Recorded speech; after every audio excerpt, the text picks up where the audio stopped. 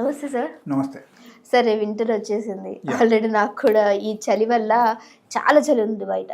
So దీనివల్ల cold cough అనేది ఎక్కువైపోతుంది అందరికి. మంచి హోమ్ రెమెడీస్ ఏమైనా ఉన్నాయా సార్, ఇన్స్టాంట్గా రిలీఫ్ రావాలి అంటే? మీకు జలుబు, దగ్గు and sore throat, okay, throat infections and దీంతో పాటు ఫీవర్ ఎలాంటి ఏమైనా వచ్చేసిందంటే మీరు 2 థింగ్స్ ఓన్లీ చేయాల్సింది.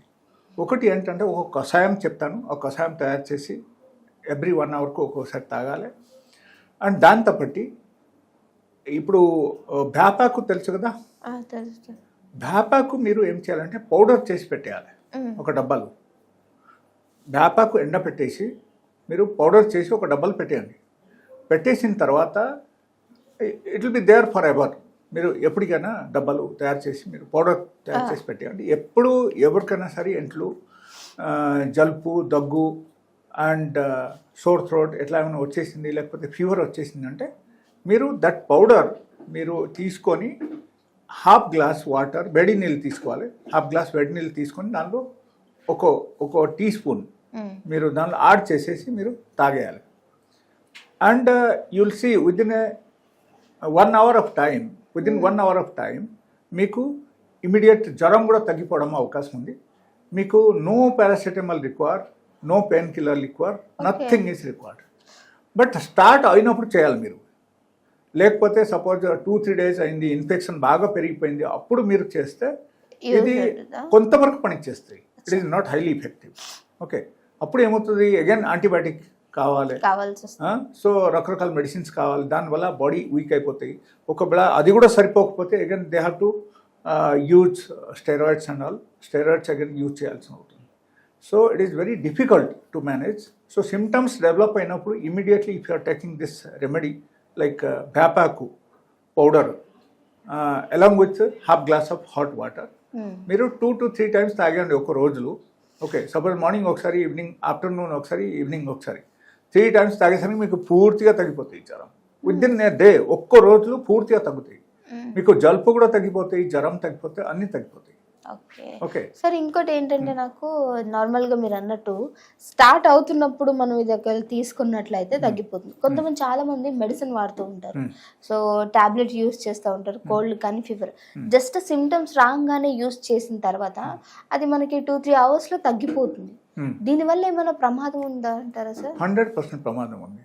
ఎందుకంటే all the medicines maybe Dolo కానీ, లేకపోతే పారాసిటమాల్ కానీ, మనం any set of painkiller కానీ, యాంటీబయాటిక్ కానీ, ఏదైనా సరే, అక్కడ డిఫరెన్స్ ఏమొస్తుందంటే అక్కడ ఖచ్చితంగా all those medicines are prepared by the chemicals. So chemical మన బాడీకి వెళ్ళిన తర్వాత దాని రియాక్షన్స్ ఉంటుంది, అడ్వర్స్ యాక్షన్స్ ఉంటాయి మన బాడీలో. ఓకే, అడ్వర్స్ రియాక్షన్ ఉన్నప్పుడు ఖచ్చితంగా మనకు సైడ్ ఎఫెక్ట్ ఉంటాయి. ఓకే, సో ఆ సైడ్ ఎఫెక్ట్ ద్వారా మీకు ఒక ప్రాబ్లం తగ్గిపోతే ఇంకొక ప్రాబ్లం స్టార్ట్ అయిపోతాయి. అండ్ ఇమ్యూనిటీ, ఓవరాల్గా ఇమ్యూనిటీ తగ్గిపోతాయి. బికాజ్ మన శరీరంలో గట్ సిస్టమ్ ఉంది, మీకు తెలుసు. ఈ గట్ సిస్టంలో గట్ బ్యాక్టీరియా ఉంటాయి, good bacteria and bad bacteria ఉంటుంది. ఈ గుడ్ బ్యాక్టీరియా మీరు ఎప్పుడైనా సరే ఈ ఎలోపతిక్ మెడిసిన్ తింటున్నారో అప్పుడు ఏమవుతుందంటే అది కంప్లీట్గా చచ్చిపోతాయి అన్నమాట, గుడ్ బ్యాక్టీరియాస్. మళ్ళీ అగైన్ రీడెవలప్ అవడానికి it will take lot of time.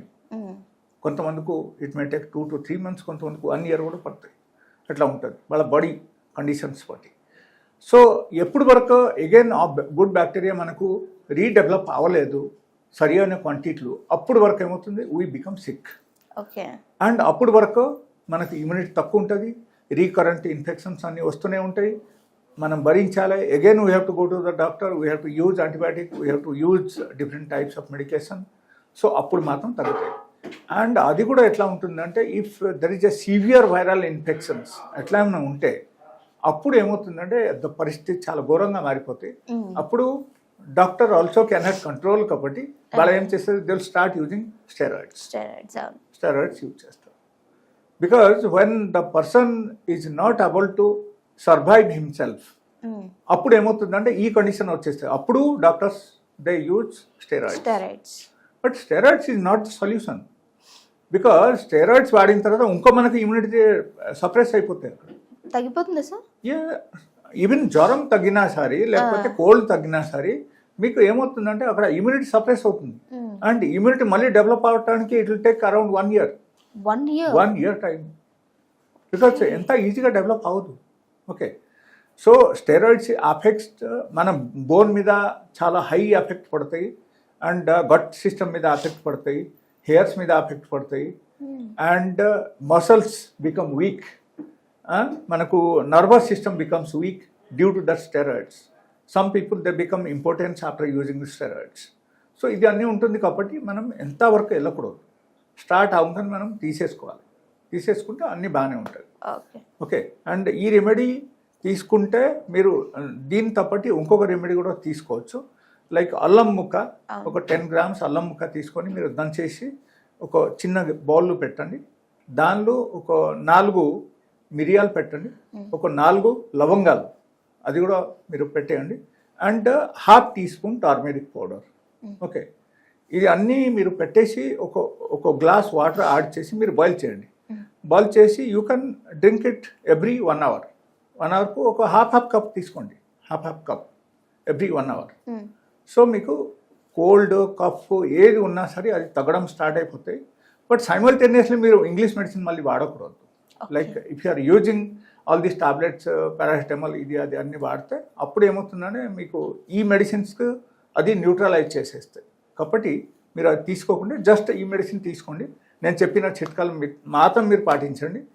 And ఈ వేపాకు పౌడర్ దాంతోపాటు ఈ కషాయం మీరు ఈ 2 తీసుకున్నారనుకో ఒక్క రోజు చాలు. ఒకరికి ఇమీడియట్ వాళ్ళకు వైరల్ ఇన్ఫెక్షన్ ఉన్నా, ఈవెన్ వాళ్ళకు వైరల్ ఫీవర్ ఉన్నా, కోల్డ్ ఆల్ ఫ్లూ ఉన్నా, లేకపోతే వాళ్ళకు ఎనీ బ్యాక్టీరియల్ ఇన్ఫెక్షన్ ఉన్నా ఇది మొత్తం తగ్గుతాయి వాళ్ళకి.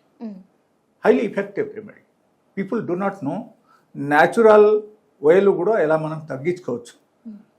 బట్ ఓకే, కొంతమంది ఏంటంటే అరే ఆ వేపాక అది చేదుగా ఉంటుంది, ఎట్లా తాగాలి ఎట్లా చేయాలని ఎలా మనం అన్ని విధానంగా చూస్తే కొంచెం కష్టం.